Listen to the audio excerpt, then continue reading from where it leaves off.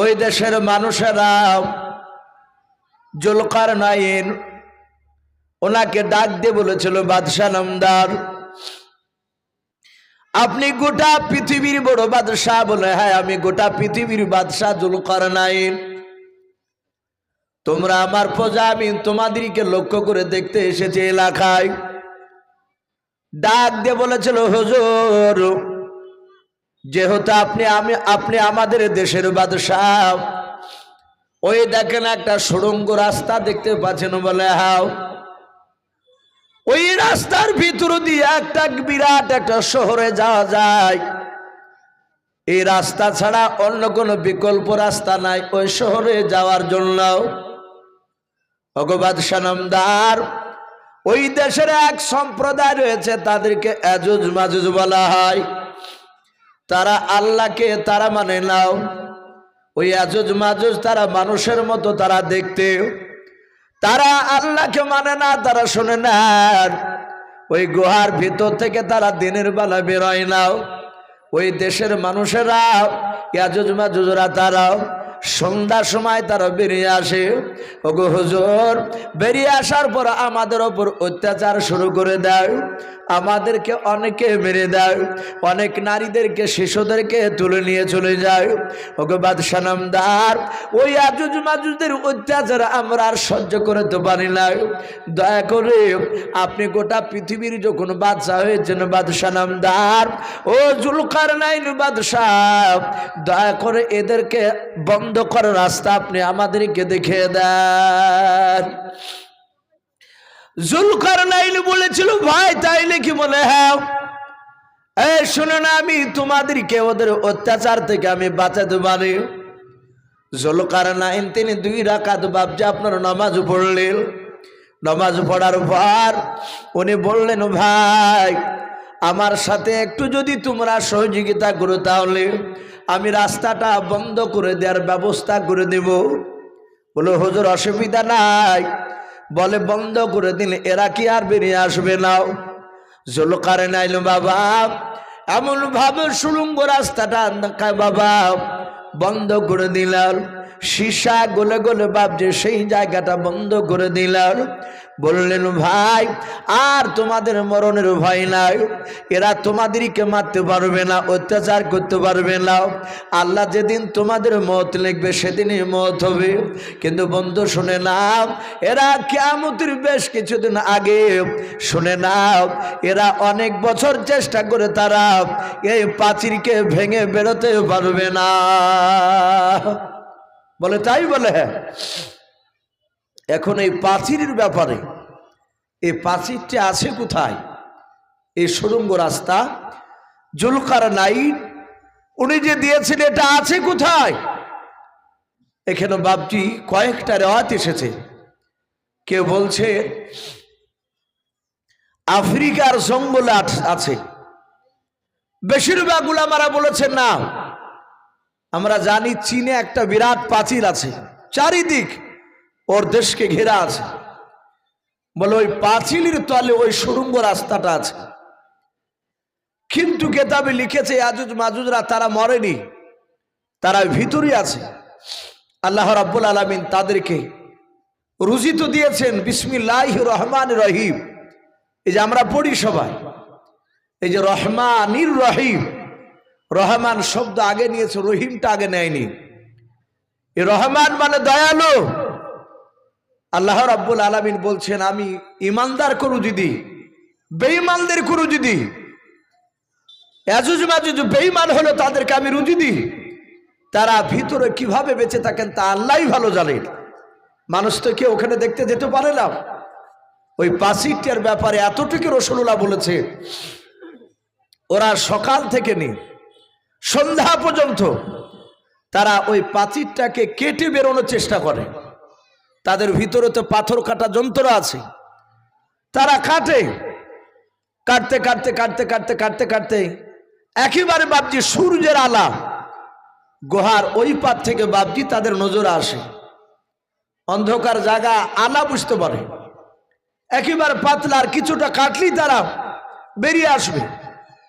যখন কাটতে কাটতে সন্ধ্যা লেগে যায়, তখন ওরা বলে, ভাই আজ আর কাটবো না, কাল এসে আবার কাটবো। এই যে কাল এসে কাটবো বলে রেখে দিয়ে চলে যায়। এরা যখন চলে যায় আবার সকালবেলা এসে দেখে যেমনকার পাহাড় ছিল তেমনি হয়ে গেছে। বলুন আলহামদুলিল্লাহ। ওদের এটুক বুদ্ধিতে কোলাবে না সেদিন যে চল ভাই আজ রাত লাগলো কাটিয়ে দিয়ে কার যাবো, এটা ওদের ব্রেনে আসবে না, এটা আল্লাহ দিবেন না। এরা ঘুরে চলে যাবে। এইভাবে তারা কিয়ামতের আগ পর্যন্ত তারা বাবজি পাথর কাটবে আর চলে যাবে, আবার আসবে আবার যেমনকার পাথর। এটা রাসূলুল্লাহ বলেছে। যেদিন আর যাবে না কিয়ামতের আগে তারা বেরিয়ে আসবে, তারা প্রচুর সংখ্যা হবে। তাফসীরে এসেছে আল্লাহ এত বড় কুদরতবান, এত বড় মেহেরবান। আল্লাহ রাব্বুল আলামিন জান্নাতে যে এত নিয়ামত দিয়েছে আমরা হয়তো অনেকে বাবজি বিশ্বাস করি না। আমরা ওলামার মুখে শুনতে পাই যে একটা মানুষকে কিয়ামতের ময়দানে তাকে একটা জান্নাত দেওয়া হবে। দুনিয়ার সব নয়, আল্লাহর বলছেন যে আমার সবচেয়ে জান্নাতি মানুষদের মধ্যে থেকে সবচেয়ে যে ছোট জান্নাতি মানুষ তাকে আমি জান্নাতে একটা জান্নাত দেওয়া হবে। তাকে জান্নাতটা কত বড়, তো বলছে এরকম দুনিয়ার সমান 10টা হবে। বলুন আলহামদুলিল্লাহ। এত বড় জান্নাত একটা ছোট্ট ইমানদার জান্নাতি মানুষকে দেওয়া হবে। তাহলে বড় ইমানদার ব্যক্তি তাদেরকে তো আরো বড় দেওয়া হবে। ভাইরা আমার, বাবাজি বোনেরা, বিশ্বনবী বলেছেন দুনিয়ার বুকে কেউ যদি সুবহানাল্লাহ একবার বলে তার জন্য জান্নাতে একটা গাছ লাগানো হয়। বলুন আলহামদুলিল্লাহ। 2বার যদি বলে 2বার লাগানো হয়, 3বার বললে 3বার লাগানো হয়। কেউ যদি দিনে 1000 বার বলে 1000টাই গাছ তাকে লাগানো হয়। বলুন আলহামদুলিল্লাহ। জান্নাতে আল্লাহ রাসূল সাল্লাল্লাহু তাআলা আলাইহি ওয়াসাল্লাম নবীজিকে জিজ্ঞাসা করলেন, ওগো আল্লাহর নবী আপনি বলুন। রহমতের নবী, দরুদ নবী আমার সঙ্গে সঙ্গে বলেন, ওগো সাহাবা তোমরা কি বলছো বলো। বলে নবী আপনি বললেন যে জান্নাতে এক একটা গাছ লাগানো হবে সুবহানাল্লাহ পড়লে। ওগো আল্লাহর নবী বলুন জান্নাতটা কত, জান্নাতে যে গাছটা লাগানো হবে গাছটা কত বড় লম্বা হবে, ছোট না বড়? আল্লাহর নবী বলুন সাহাবারাও তোমরা প্রশ্ন ধারণ করেছো, শুনে নাও। ওই জান্নাতে যে গাছটা লাগানো হবে দুনিয়ার বুকে সুবহানাল্লাহ একবার পড়লে তার বিনিময়ে আল্লাহ বলছেন জান্নাতে একটা আমি গাছ লাগিয়ে দিই। এই গাছটা কত বড়? আল্লাহর নবী জনাবে মুহাম্মদ রাসূলুল্লাহ সাল্লাল্লাহু তাআলা আলাইহি ওয়াসাল্লাম তিনি বলেন জান্নাতে ওই গাছটা এত বড় লাগানো হবে, এত বড় লাগানো হবে রে বাবা, ওই গাছটা এত বড় হবে। আল্লাহর নবী বললেন দুনিয়ার বুকের সবচেয়ে হিষ্টপিষ্ট ঘোড়াটা ওই জান্নাতে বাবা দুনিয়ার গণনা নাই, জান্নাতে 700 বাবজি বছর সময় লাগবে ওই গাছটার এই ছায়া থেকে বাবজি তার ওপর ছায়াতে পৌঁছাতে। বলুন আলহামদুলিল্লাহ। আল্লাহ বলছেন তার নবীকে আপনি বলে দেন গাছটার যে ছায়া থাকবে একটা গাছের ছায়া একবার পড়লে একটা গাছ, তাহলে আপনি যতবার পড়বেন ততটা গাছ লাগানো হবে জান্নাতে। তো বলা হয়েছে যে ওই গাছটার যে কোনো একটা গাছের ছায়ার এই পার থেকে এই ধার থেকে ওই ধারে ছায়ার ছুটে যেতে দুনিয়ার গণনা নয়, বলা হয়েছে আখেরাতে 700 বছর সময় লাগবে। আর দুনিয়ার বাপ যে আপনার বলা হয়েছে দিন, বিশ্বনবী বলেছেন এই দুনিয়ার 50,000 বছরের দিনকে একটা লম্বা করে যতটা হয় ততটা দিন কিয়ামতের ময়দানে একটা দিন হবে। বলুন আলহামদুলিল্লাহ। তাহলে কিয়ামতের একটা দিন আর দুনিয়ার বলা হয়েছে 50,000 বছরের সময়, তাহলে 700 বছর সময় লাগবে। তখনকার বাপজি দিনকে গণনা করে। সম্মানিত ভাইরা আমার, বাবাজি বোনেরা, আল্লাহ রাব্বুল আলামিনের কুদরত আমরা অনেকে হয়তো সন্দেহ করে ফেলি, এই সব গাঁজাখুরি কথা বলছে, এ হতেই পারে না। এখানে অনেক জেনারেল শিক্ষিত ভাইরা আছে, তারা পড়েছেন, তাদেরকে জিজ্ঞাসা করবে এই যে বাপজি তারা দেখতে পায় আকাশ, আমরা আলেমদের কথা গুরুত্ব না দিলেও বিজ্ঞানীদের কথা মানুষ এখন বিশ্বাস বেশি করছে। বিজ্ঞানীরা বলছে যে এক একটা তারা এই পৃথিবীর চেয়ে বাপজি 10 গুণ বড়। বলুন আলহামদুলিল্লাহ। এক একটা তারা, অথচ দেখেন কোটি কোটি তারা বাপজি সে আসমানে রেখেছে, মনে হচ্ছে কাচের টিপ্পির সমান পাশাপাশি রাখা আছে। অথচ একটা তারা খসে পড়ে গেলে এই পৃথিবীতে তার জায়গা হবে না। আবার রাসূল বলেছে যে আল্লাহ রাব্বুল আলামিন এমনই কুদরত রেখেছে, বিজ্ঞানে বলছে ওই তারার মধ্যে থেকে এমন একটা তারা আছে, ওই তারাটার হিমাগ্রিক না কি বলে একটা নাম করছে, ওই তারাটা বলছে এই রকম যত তারা আছে এই রকম তারা কয়েক হাজারকে গপ করেও গিলে একাই খেয়ে নিতে পারবে। তাহলে আল্লাহর এত বড় নিয়ামত বাপজি। আমি কেন কথাটা তুলে ধরলাম, বিশ্বনবী বলেছে দুনিয়া সৃষ্টি করার আগে, এই পৃথিবী সৃষ্টি করার আগে সর্বপ্রথম বাপজি বলা হয়েছে এই দুনিয়াতে বাপজি জান্নাত জাহান্নাম তৈরি করার আগে, জমিন তৈরি করার আগে সর্বপ্রথম বাপজি গোটা পৃথিবীটা বাপজি ছিল পানি। আর এই পানির উপরে আর সে আজিম আল্লাহর ভাস্তক। বলুন আলহামদুলিল্লাহ। এটা এসেছে। তারপরে বাপজি জান্নাত নয়, তারপর দুনিয়া সৃষ্টি করলে, দুনিয়া আসমান সৃষ্টি করার পর বলা হয়েছে পৃথিবীর যতটা পানি আছে মাটির তলে, এই গোটা পৃথিবীতে বাপজি মাটি যে ভাসমান অবস্থায়, যতটা পানি জমিনের নিচে মাটির তলে বাপজি যতটা গোটা পৃথিবীতে যত পানি আছে, আর এতটা পানি আল্লাহ রাসূল বলছেন আল্লাহ রাব্বুল আলামিনের আরশের আজিমের তলে আল্লাহর কুদরতি বাপজি রাখা আছে। বলুন আলহামদুলিল্লাহ। এই যত পানি পৃথিবীতে বাপজি মাটির তলে আছে, অতটা পানি আল্লাহর আরশে আজিমের তলে বাপজি রাখা আছে, আমরা কেউ দেখতে পাই না। বিশ্বনবী বলেছে ওই পানিটা আল্লাহর কুদরতে ফিট করে রেখেছে, আল্লাহর দ্বারাই সব সম্ভব। ওই পানিটা বলা হয়েছে আপনার গোটা পৃথিবীতে ইয়াজুজ মাজুজ যখন ছড়ে যাবে, ইয়াজুজ আর মাজুজ এরা যখন অত্যাচার করবে, সেই সময় বাপজি আল্লাহ রাব্বুল আলামিন আসমান থেকে পানি বর্ষণ করবে। আপনারা আশা করি শুনেছেন অনেকগুলো আমার মুখে যে আসমান থেকে কিয়ামতের আগে পানি বর্ষণ হবে। ওই পানিটা হচ্ছে পৃথিবীতে যতটা পানি আছে ওই পানিটা আরশে আজিমের তলে বাপজি রাখা হয়েছে। ওই পানিটা ইমানদার মানুষের বাপজি মাথাতে পড়বে আর সাথে হাতে তারা ইন্তেকাল করবে। যারা ইমানদার, বেঈমানরা বাপজি তারা বাতাসে মারা যাবে। ভাই আমি বলছিলাম যে ইয়াজুজ মাজুজ এই জুলকারনাইন তাদের বাপজি রাস্তাটা বন্ধ করে রেখেছে। এ হচ্ছে একটা ইমানদার বাদশাহ। দ্বিতীয় আর একটা ইমানদার বাদশাহ, তার নাম কেতাবে লিখেছে হযরতে সুলাইমান আলাইহিস সালাম।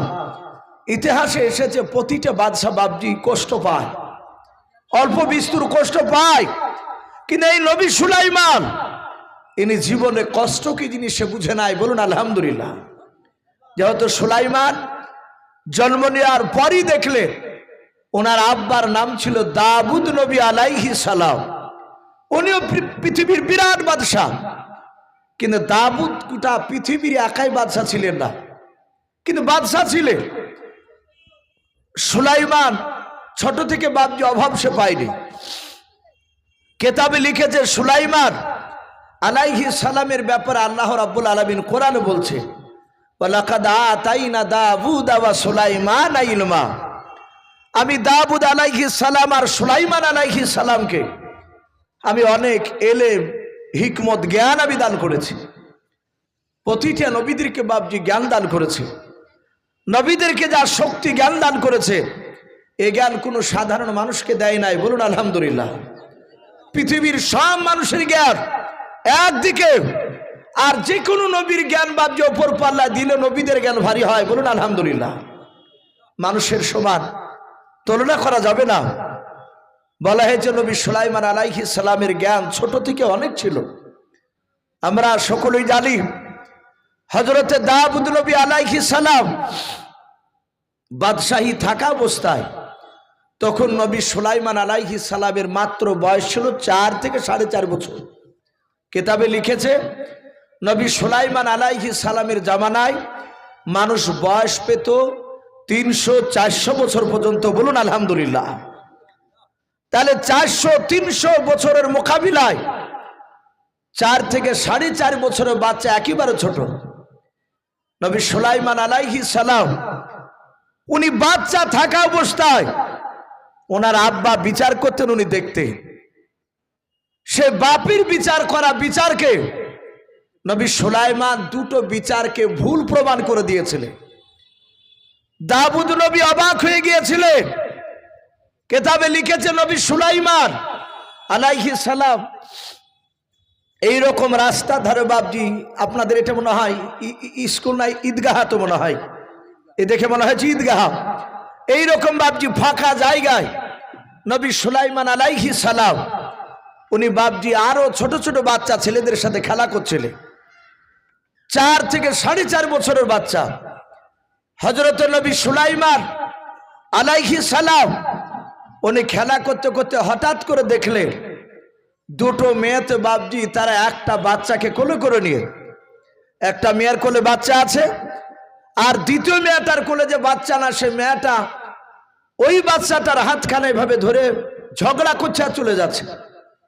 সুলাইমান আলাইহিস সালাম উনি দেখলেন আমার আব্বা দরবারে গেল। উনি জানতেন যে এলাকার মানুষরা বিপদে পড়লি, সমস্যা দেখা দিলে তারা আব্বার কাছে যেত, আর আব্বার কাছে গেলে সমস্যা সমাধান করে দিয়ে বাপজি সেখান থেকে তাদেরকে বাড়ি পাঠাতে। ঝামেলা করে গেলে ঝামেলা মিটে যেত। নবী সুলাইমান বেশ কিছুক্ষণ পর আবার খেলতে খেলতে লক্ষ্য করে দেখলেন যে মেয়ে দুটো বাপজি ঝগড়া করতে করতে গেল। ওই মেয়ে দুটোকে দেখছে আবার যে মেয়েটার কোলে একাই বাচ্চা আছে, সে বাপজি চুমা খাচ্ছে বাচ্চাটাকে, হাসছে আর চলে যাচ্ছে আনন্দ করতে করতে। আর আরে একটা মেয়ে, ওই মেয়েটা ঝগড়া করতে করতে যাচ্ছিল, কিন্তু ওই মেয়েটা বাপজি আর কিছু বলে না, শুধু কাঁদছে চলে যাচ্ছে। সুলাইমান অনেকগুলো বাচ্চা ছেলের সাথে খেলতে খেলতে এই দৃশ্যখানা যখন দেখছিলেন উনি চিন্তা করলেন, আমি দেখেছি জন্ম নেওয়ার পরে, আমার বুদ্ধি হওয়ার পর থেকে আমি দেখেছি আমার আব্বা দরবারে মানুষ ঝগড়া করতে করতে গেলে আর কাঁদতে কাঁদতে ফিরে না, হাসতে হাসতে সবাই যায়। কিন্তু এই মেয়ে দুটো ঝগড়া করতে করতে গেল, আবার কি ব্যাপার, একজনা হাসছে আর একজনা কাঁদছে, ব্যাপারটা কি? আমাদের সন্তানরা হলে গুরুত্বই দিবে না, কারণ উনি তো নবী হবে। আল্লাহ বলছেন আমি নবীদের জ্ঞান অনেক দান করেছি। নবী সুলাইমান সঙ্গে সঙ্গে তার বন্ধুদেরকে বললো, ভাই একটু দাঁড়াও। বলে কেন, খেলবি না? বলে খেলবো, একটু দাঁড়াও। আমার আব্বার দরবার থেকে ওই মেয়েটা কাঁদতে কাঁদতে কেন বাড়ির দিকে চলে যাচ্ছে, আমি একটু জিজ্ঞাসা করি। মেয়া দুটোকে সুলাইমান ডাক দে বলে, এই মা, তোমরা একটু দাঁড়াও। সুলাইমান আলাইহিস সালাম দুই মেয়েকে দাঁড়াতে বললো, তারা দুজনায় দাঁড়িয়ে গেল। যেই মেয়েটা কাঁদছিল তার সামনে দাঁড়িয়ে বলছে, ওগো মা, আব্বার দরবারে কাঁদতে কাঁদতে গেলে আর কাঁদতে কাঁদতে ফিরে আসে না, তোমরা দুজনায় ঝগড়া করতে করতে গেলে আর ওই মেয়েটা হাসছে আর তুমি কাঁদছো, ব্যাপারটাকে একটু খুলে বলো। মেয়েটা জানে না ইনি দাউদ নবী ছিলেন সুলাইমান। বলে বাবা তোর নাম কি? বলে আমার নাম সুলাইমান। বলে তোকে বলে আমার লাভ কি হবে? বলে মা যদি আমি একটু লাভ করে দিতে পারি। বলে দাউদ নবীকে চিনিস? বলে আমি চিনি, উনি আমার আব্বা জান হয়। বলে তোর আব্বা? বলে হ্যাঁ। সঙ্গে সঙ্গে বলল তোর আব্বা ন্যায্য আমার বিচার করে দিতে পারেনি। শোন সুলাইমান, কিয়ামতের ময়দানে যেদিন কোটি কোটি মানুষের সমাগম হবে, সেই দিনকে আমি তোর আব্বার কলার খানাকে ধরে টানতে টানতে নিয়ে গিয়ে আমি আল্লাহ দরবারে তোর আব্বার বিরুদ্ধে বিচার দিয়ে দিব। জোরে বলুন সুবহানাল্লাহ। মেয়েটা কিয়ামতের কথা বললে। আমরা অনেক দুর্বল মানুষ, পৃথিবীর বুকে বাপজি দেশে দেখা যায় ন্যায্য বিচার পাই না। এখনো বর্তমান বাপজি অনেক জায়গায় দেখা যায় টাকা পয়সাওয়ালাদের বিচার হালকা হয়, গরিবদের বিচার ভারী হয়। কিন্তু গরিবরা যখন পারে না, যখন এরা কেউ গরিবের কথা শুনে না, তখন গরিব কাঁদতে কাঁদতে বাড়িতে বলে যে আল্লাহ এই বিচারটা মানুষের হাতে নয়, তোমার হাতে দিয়ে দিলাম। কিয়ামতের ময়দানে দেখে নেব নবী সুলাইমান 4 থেকে 4.5 বছরের বাচ্চা, যাহাতে বাপজি কিয়ামতের ময়দান বলেছে। সুলাইমান আলাইহিস সালাম ডাক দিয়ে বলেছিল, ভাই কমে গেল কোন আওয়াজটা? সুলাইমান আলাইহিস সালাম সঙ্গে সঙ্গে বাপজি আপনার বলা হয়েছে, ডাক দিয়ে বলল, গো মা, তুমি আব্বার বিরুদ্ধে কিয়ামতের ময়দানে তুমি বিচার দিও না। উনি জানতেন যে কিয়ামতের ময়দান খুব কঠিন হবে। বিশ্বনবী বলেছে, কিয়ামতের ময়দানে যারা দুনিয়াতে দুর্বল, তারা ন্যায্য বিচার পায় না, তাদেরকে কিয়ামতের ময়দানে ন্যায্য বিচার আল্লাহ পাই দিবে। যারা আজ দুনিয়ার বাপজি টাকার বল, বাহুর বল, বংশের বল যারা দেখায়, কিয়ামতের ময়দানে তাদেরকে হয়তো আল্লাহ তাদেরকে দুর্বল করে দিবে। আর যারা দুর্বল ছিল তারা কিয়ামতের ময়দানে বাপজি সবল হবে।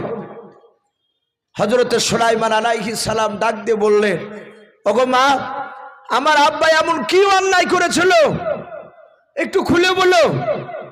বলাই বেটা, তোকে বললে লাভ হবে? বলে হ্যাঁ। মেয়েটা ডাক দিয়ে বলেছিল,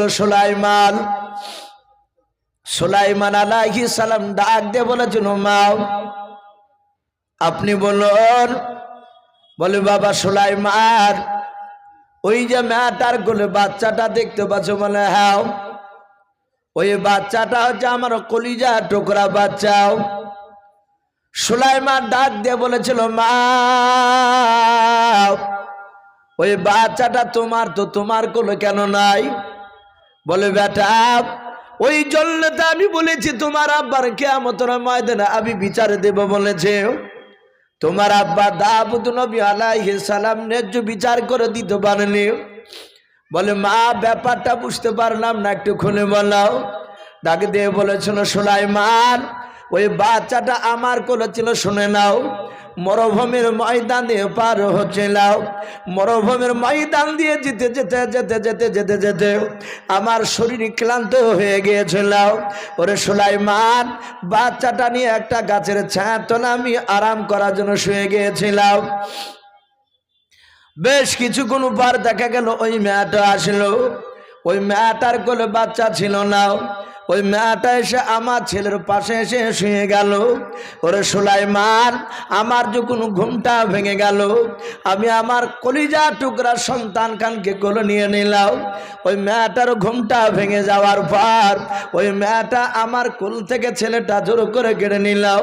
আমি বলেছিলাম, বোন তুমি আমার বাচ্চা কেন কেড়ে নিচ্ছ? বললাম। মেয়েটা ডাক দিয়ে বলেছিল, বোন এ বাচ্চা তোমার না, এ বাচ্চা হচ্ছে আমার বাচ্চা। ডাক দিয়ে বললাম, না মা, তোমার বাচ্চা না, আমার বাচ্চা। দুজনার মধ্যে ঝামেলা শুরু হয়ে গেল। ওই মেয়েটা ডাক দিয়ে বলেছিল, বোন রে, এইভাবে ঝামেলা করে লাভ হবে না, চলো আমরা দাউদ নবীর দরবারে বিচার নিয়ে যাব। ওগা সুলাইমান, আমি তোমার আব্বার দরবারে শুনে না বিচার নিয়ে যাওয়ার পর তোমার আব্বাকে দেখলাম, শুনে নাও, তোমার আব্বা ন্যায্য বিচার করে দিতে পারলো না। ওরে সুলাইমান, ওই মেয়েটা অভিনয় করে কান্না করেছিল, বেশি খুশি করে অভিনয় করে কান্না করার জন্য তোমার আব্বা রায় প্রকাশ করেছে ওই মেয়েটার বাচ্চা। হযরত সুলাইমান ডাক দিয়ে বলেছিল, মা তুমি আব্বার বিরুদ্ধে বিচার দিও নাও, আবার তোমাদের দুজনকে নিয়ে যাব, বলো তোমরা যাবে কিনা? সুলাইমানের কথা শুনে বাবা যেই মেয়েটা হাসতে হাসতে যাচ্ছিল, ওই মেয়েটা ডাক দিয়ে বলেছিল, সুলাইমান তোমার আব্বার কাছে যদি 100 বার বিচার করতে নিয়ে যাও, তোমার আব্বা 100 বার যদি বিচার করে দেয় আমি মেনে নেব। কারণ মেয়েটা জানতো সুলাইমান জানে না ওর আব্বা বিখ্যাত নবী বাদশাহ, নবীরা জবান দিয়ে যেটা বের করবে ওর বাইরে বাপজি তারা যাবে না। কারণ নবী রাসূলরা পৃথিবীর কোনো মানুষকে বাপজি ভয় পায় না। ওই মেয়েটা বললো, বাবা অসুবিধা নাই, চলো আমি বিচার আবার দ্বিতীয়বার আমি দেখতে চাই। সুলাইমান আলাইহিস সালাম বাবা দুই মেয়েটার হাত দুখানা ধরে টেনে টেনে টেনে টেনে টেনে টেনে নিয়ে বাবা দাউদ নবী আলাইহিস সালামের দরবারে নিয়ে যাচ্ছে। আল্লাহর নবী সুলাইমান আলাইহিস সালাম তিনি মনে মনে চিন্তা করতে লাগলেন, মাওলা আমি যদি আমার আব্বাকে গিয়ে যদি বলি, আব্বা আপনি ন্যায্য বিচার করে দিতে পারেন না, ওগো আব্বা জান, ওগো আব্বা জান, আপনি ন্যায্য বিচার করে দিতে পারেন নাই, এই বাচ্চাটার আপনি আবার দ্বিতীয়বার বিচার করে দেখার। হযরতে সুলাইমান উনি মনে মনে চিন্তা করেন, এরকম কথা বলে আমার আব্বা লজ্জা পাবে, আমার আব্বার সম্মানের হানি হবে না। নাও সুলাইমান হাত দুখানা জুড় করে বাপজি ডাক দিয়ে বলেছিল, আব্বা। দাউদ নবী বলেছিল, বলো বাপ।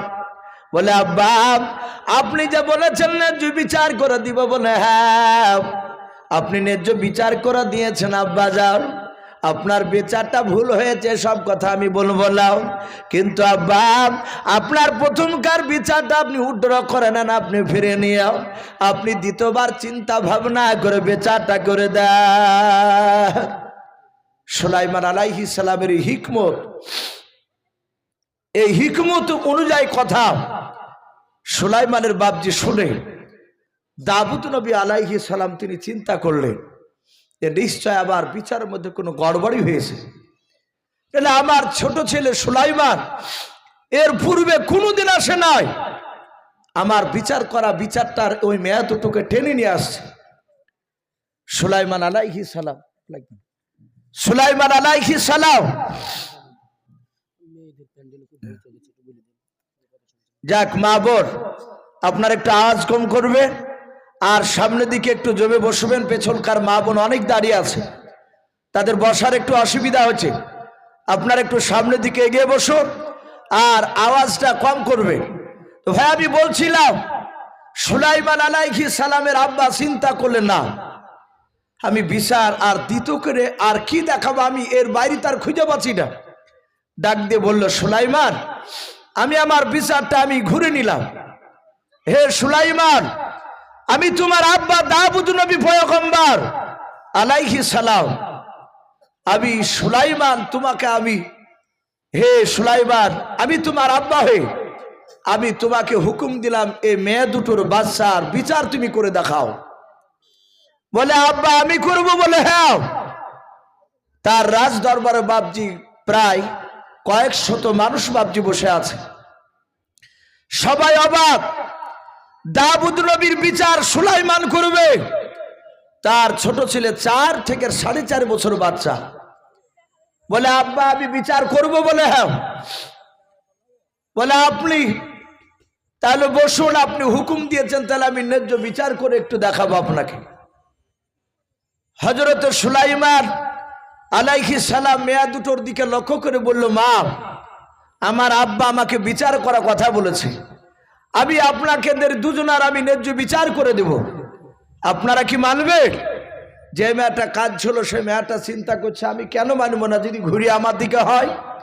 আর যেই মেয়েটা হাসতে হাসতে যাচ্ছিল সে চিন্তা করলো যে বাপে যখন বিচার করে আমাকে বাচ্চা দিয়েছে, ওর সন্তান ওর বাপের বিরুদ্ধে বিচার করতে পারবে না, তাহলে ওর বাপের বিচারের দিকে লক্ষ্য করে এই বাচ্চা ছেলে বিচার কি বুঝে, হয়তো ওর বাপের মতোই বলবে যে এই বাচ্চা তো বাড়ি, তাহলে আমি পাবো বাচ্চা। দুজনাই বলে রাজি আছে। হযরত সুলাইমান আলাইহিস সালাম হাত বাড়িয়ে বলল, মা বাচ্চাটা আমার হাতে নিয়ে দাও। বাচ্চাটা হাতে নেওয়ার পর সুলাইমান আলাইহিস সালাম ডাক দিয়ে বলেন, আব্বা এই বাচ্চাটা আপনি একটু কোলে ধরুন। হযরত দাউদ নবী বাপজি বাচ্চা হাত বেড়ে ধরে নিলেন। সুলাইমান বাপজি কোনো কথা না বলে সোজা ঘরের দিকে চলে গেলেন, বাড়ির দিকে দৌড়ে চলে গেলেন।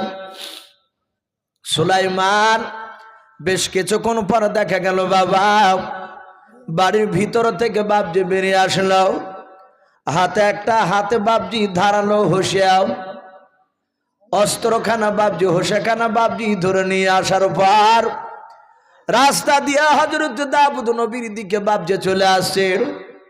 কারণ আমরা জানি বাবা একমাত্র অন্তরের খবর বাবা আল্লাহ ছাড়া পৃথিবীর মানুষ কেউ জানে না, এমনকি নবী রাসূলরাও জানে না। অনেক মানুষের আকীদা অনেকে মনে মনে ভাবে নবীরা রাসূলরা গায়েবের খবর জানে না, না ওটা জানে না। আল্লাহ নিজে বলছেন আমি গোটা পৃথিবীর মধ্যে আমি একমাত্র আল্লাহ, গায়েবের সংবাদদাতা, গায়েবের খবর জানি। আমি নবী রাসূলদেরকে আমার অদৃশ্যের খবর যতটা শোনাই, যতটা জানাই, তার বাইরে বাপ যে আপনার কেউ বলতে পারবে না। যতটা জানাই অতটাই। হযরত দাউদ নবী মনে মনে চিন্তা করলেন, আল্লাহ সুলাইমানকে কেন আমি বিচার করতে দিলাম? আমি জানি না সুলাইমান কেন হোসেখানা হাতে করে নিয়ে আসছে, কেমন করে বিচার করবে জানি না। মেয়া দুটো বাবি তাকিয়ে আছে চাতক পাখির নাই। সুলাইমান এসে দেখলেন তার আব্বা দাউদ নবীর কপালে বাপ যে ঘাম বেরিয়ে গিয়েছে টেনশনে। হযরত সুলাইমান ডাক দিয়ে বলেন, আব্বা আপনি চিন্তিত হবেন না, টেনশন করবেন না বাপ, বাচ্চাটা আপনি মাটিতে রেখে দেন। হযরত দাউদ নবী বাচ্চা মাটিতে শুয়ে দিলেন। সুলাইমান আলাইহিস সালামের আব্বা সিংহাসনে বসে পড়লেন। বলেন, আব্বা আপনি বিচার করাটা দেখুন। সুলাইমানের আব্বা চুপচাপ বাপজি দৃশ্যখানা দেখছিলেন। কয়েক শত বাপজি দাউদ নবীর প্রজারা তারাও বাপজি দেখছিল। সুলাইমান মেয়া দুটোর দিকে লক্ষ্য করে প্রথম মেয়াটাকে বলল, মা তুমি তো কান্না করতে করতে যাচ্ছিলে, বলে হ্যাঁ। তুমি আমার আব্বার বিরুদ্ধে বিচার দিব বলেছে কিয়ামতের ময়দানে, বলে হ্যাঁ। তুমি বলেছ আমার আব্বা নাকি ন্যায্য বিচার করে দিতে পারে না। ওরে মা আমি বাচ্চাটা যদি তোমার কোলে দিয়ে দিই, পুরো বাচ্চাটাও, তাহলে তোমার কোলটা ভরে যাবে, দ্বিতীয় মেয়েটার কোলটা খালি হয়ে যাবে। এই মা আমি তোমাকে যদি না দিই, মেয়েটাকে দিয়ে দিই, দ্বিতীয় মেয়েটার কোলটা ভরে যাবে, তোমার কোলটা খালি হয়ে থাকবে, তাহলে ন্যায্য বিচার করে দিতে পারলাম না, বলে নাও। সাথে সুলাইমান বলল, গো মা শুনে নাও, এই বাচ্চাটা দেখতে পাচ্ছ শুয়ে আছে, বলে হ্যাঁ। আমার হাতে হোসেখানা দেখতে পাচ্ছ, বলে হ্যাঁ। সুলাইমান হোসেখানা বাপ যে আপনার বেঁধে দিয়েছে, দুই পায়ের মাঝখানে বেঁধে দিয়ে বাবা ডাক দে, বলো মা আমি এই বাচ্চাটাকে হসিয়া দিয়ে আমি ভেড়ে ফেলব, অর্ধেকটা তোমাকে দিব আর অর্ধেকটা তোমাকে দেব। বলো মা তোমাদের ন্যায্য বিচার হলো কি নাও, আর আমার আব্বার বিরুদ্ধে কি বিচার দিবা, বলে নাও। যে মেয়েটা বাপ যে আপনারা হাসতে হাসতে যাচ্ছিল, ওই মেয়েটা ডাক দিয়ে বলেছিল, সুলাইমান তুমি জবাই করে দিলে আমি বাচ্চার বিচার মেনে নিতে রাজি আছি, আমি আর অভিযোগ করব না। দ্বিতীয় নম্বর মেয়েটার দিকে লক্ষ্য করে বলে, মা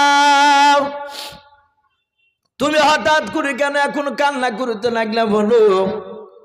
মেয়েটা দ্বিতীয় মেয়েটা হাত জোড় করে বলল, রে বাবা আমার কলেজার টুকরা ছেলেকার জবাই করা লাগবে না। বলে, মা কেন বারণ করেছো, বললাও। তুমি কেউ অর্ধেক নিবা না, ন্যায্য বিচারকে তুমি নিবা না, বললাও। মেয়েটা বলেছিল, সুলাইমান আমি তোমার বিচারের মধ্যে ন্যায্য বিচার পেয়ে গিয়েছি। ওরে সুলাইমান জবাই না করে রে বাবা, আমার পুরা ওই যে অর্ধেকটা আমি পাবো, অর্ধেকটা জবাই না করে নিও, পুরা বাচ্চাটা মেয়েটাকে নিয়ে দাও। তোমার আব্বার এবং তোমার বিরুদ্ধে অভিযোগ আমি কিয়ামতের ময়দানে করব না, বলুন সুবহানাল্লাহ।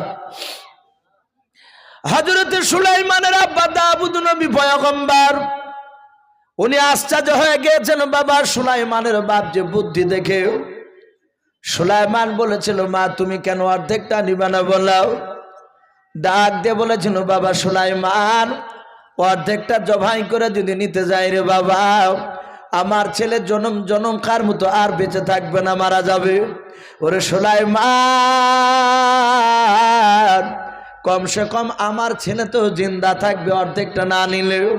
ওই ছেলেটা আস্তে আস্তে বুড়ো হওয়ার পর রাস্তা দিয়ে যখন চলাফেরা করবে, আমি আমার ছেলেটার দিকে লক্ষ্য করে নিয়েও আমি নজর করে আমার দিলকে সাবর দিয়ে বলতে পারবো, আল্লাহ এ হেঁটে যাচ্ছে এই বাচ্চাটা আমার কলিজা টুকরা সন্তান।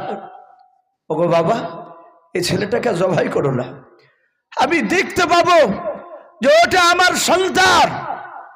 আমি দূর থেকে আড়াল থেকে আমি নিজের জানকে একটু সাবর দিতে পারবো, আমি বুঝানোর চেষ্টা করতে পারবো। সুলাইমান মেয়েটার কথা শুনে কাঁদতে লাগলেন। হোসেখানা টান মেরে ফেলে দিয়ে বাচ্চাটাকে বুকের সাথে সুলাইমান জড়ে ধরে কপালে সুমা দিয়ে বলছেন, আব্বা আপনি যে প্রথম যে মেয়েটাকে দিয়েছিলেন বাচ্চা, এই বিচারটা আপনার ভুল হয়েছিল। এই দ্বিতীয় যে মেয়েটা বাচ্চাটাকে জবাই করে না বলল, এই বাচ্চাটা ওই মেয়েটারই কলিজা টুকরা বাচ্চা। বলুন আলহামদুলিল্লাহ। দাউদ নবী বলল, বাবা তুমি বুঝলে কি করে? বলে, প্রথম মেয়েটা বলেছে জবাই করা বাচ্চা আমি নিতে রাজি আছি, আমি নিতে রাজি আছি। ও জানে যে বাচ্চা আমার নয়, বাঁচলি কি আর মরলি কি, আর ও জানে যে কলিজা টুকরা বাচ্চা আমার। সন্তান বাপজি যারা জন্ম দিয়েছে তারা জানে বাপ যে সন্তান কত বড় মধুর জিনিস। এখানে অনেক যুবক ছেলে আছো যারা নতুন বিয়ে করেছো, যারা বিয়ে করেনি তাদের তো বাচ্চার স্বাদ সে তো বুঝতে পারবি না।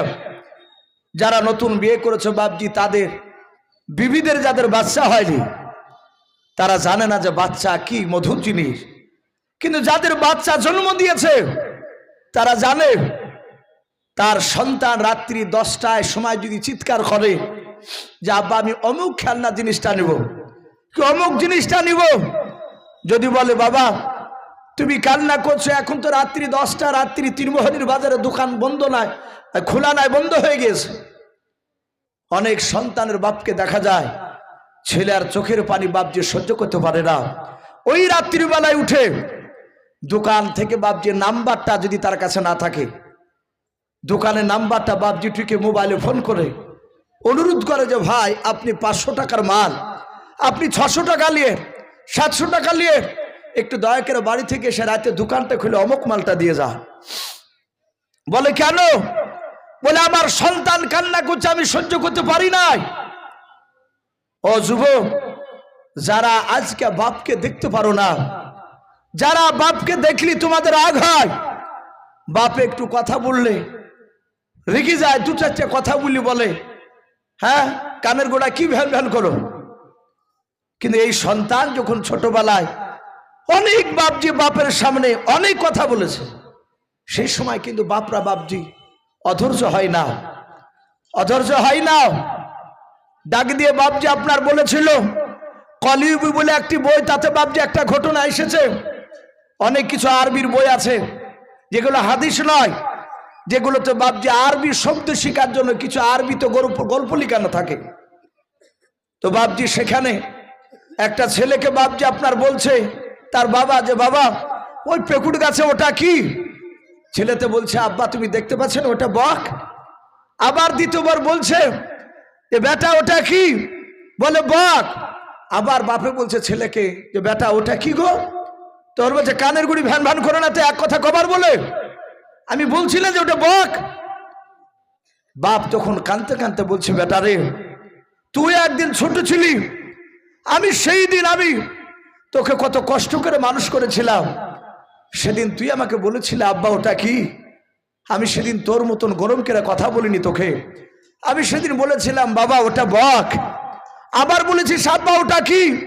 তখন আমি রাগ করিনি, আমি তখন মুচকে হাসি দিয়ে কোলে নিয়ে বলেছিলাম সোনা মানিক আমার ওটা বক।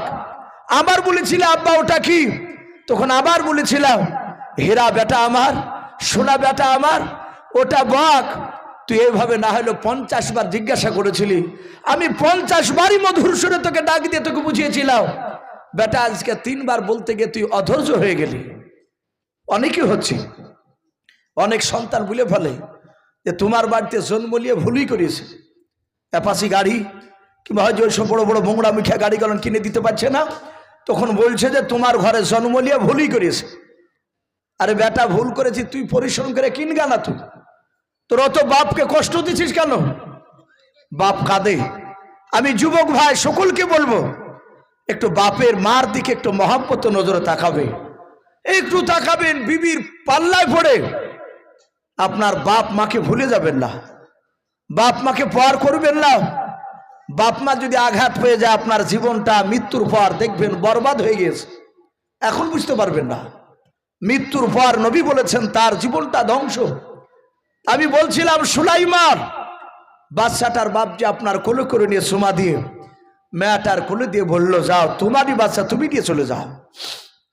দাউদ নবী আলাইহিস সালাম আর বসে থাকতে পারলেন না, সিংহাসন থেকে নেমে 4 থেকে 4.5 বছরের সুলাইমানকে বুকের সাথে জড়ে ধরে সুলাইমানের কপালে সুমা দিয়ে বলে, বেটা এত সুন্দর বুদ্ধি তুমি পেয়েছো।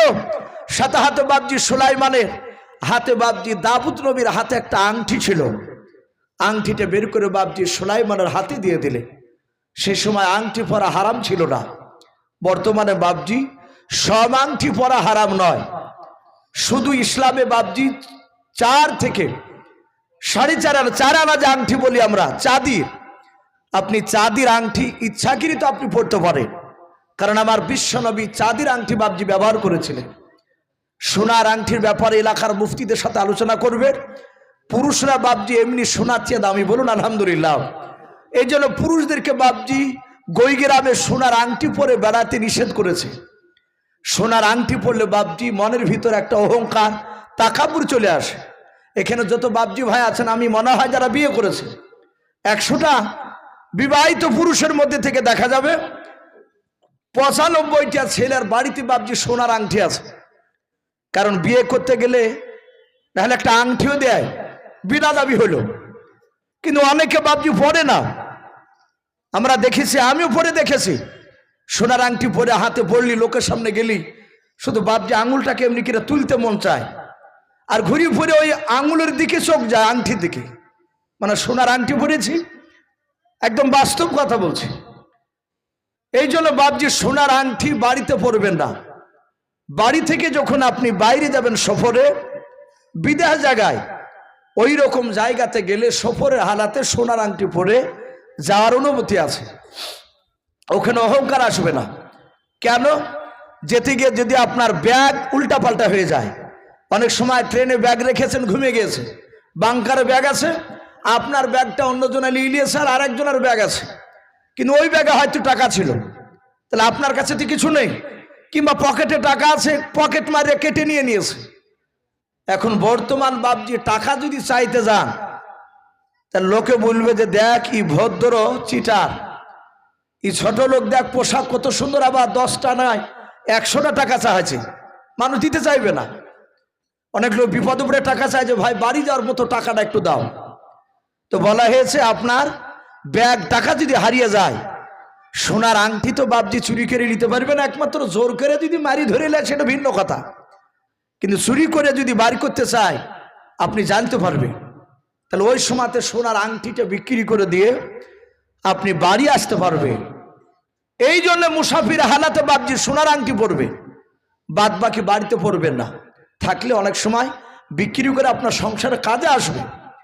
আর বাদ বাকি বাপজি, অনেক যুবক ভাই, অনেক বাপজিকে দেখেছি, কিছু মুসল্লিকে দেখা যায়, সেই বাপজি আপনার 18 বছর যুবক যখন ছিল তখন একটা তামার আংটিকে ভরিয়েছে, ভরিয়ে বাপজি দিকে 60, 65, 70 বছর বয়স, তখন তার চামড়াগুলো টান থাকে না, জড়ো হয়ে যায়।